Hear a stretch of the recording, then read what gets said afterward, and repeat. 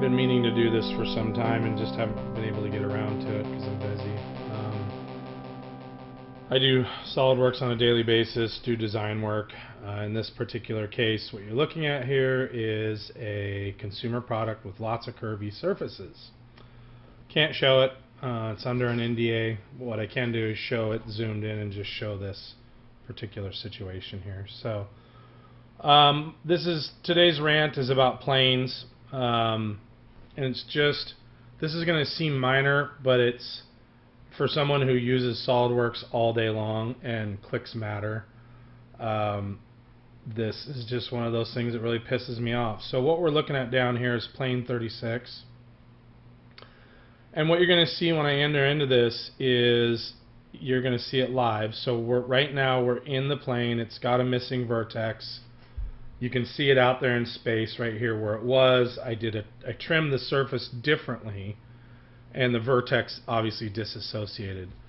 My complaint, my gripe or my is that when I enter into something that's been disassociated, in this case the plane 36, SolidWorks should already be on the item that's messed up. So in this case it should be the second reference.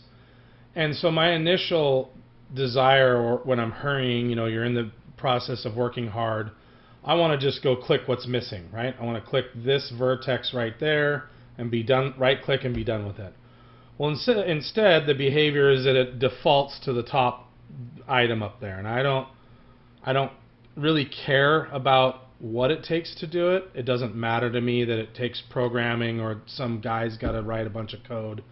What matters is I'm the customer, and it should have a certain type of behavior. And in this instance, when I click on something that's got a problem, it should default to the problem, meaning it should already be on the missing vertex. So I don't have to come over here. So here's one extra click plus the move. Now I'm going to come down here and click the missing vertex, and I'm going to OK it. And so that seems like a tiny gripe, like I'm bitching about nothing. But when you've got a tree that's hundreds and hundreds of items long because you're doing surfacing, that's bullshit. And I shouldn't, they should correct that behavior. Just for disclosure purposes, this is SolidWorks 2018. I know it's old. I'm not going to roll forward and pay a bunch of money just so I can stay with the most current version. So the disclaimer is, if they've fixed this by 2021, 2022, which is this 2022 is when this video is being made, great. I'm glad it's fixed. So put it down in the comments if it's been fixed, if the behavior's been changed. But this is going to be the first in a great number of gripes that I have with SolidWorks itself, and just been very black-pilled about the CAD industry. I'm going to go into more detail later on that. But in the meantime, quick video about just gripe on planes, disassociated planes. Talk to you guys later.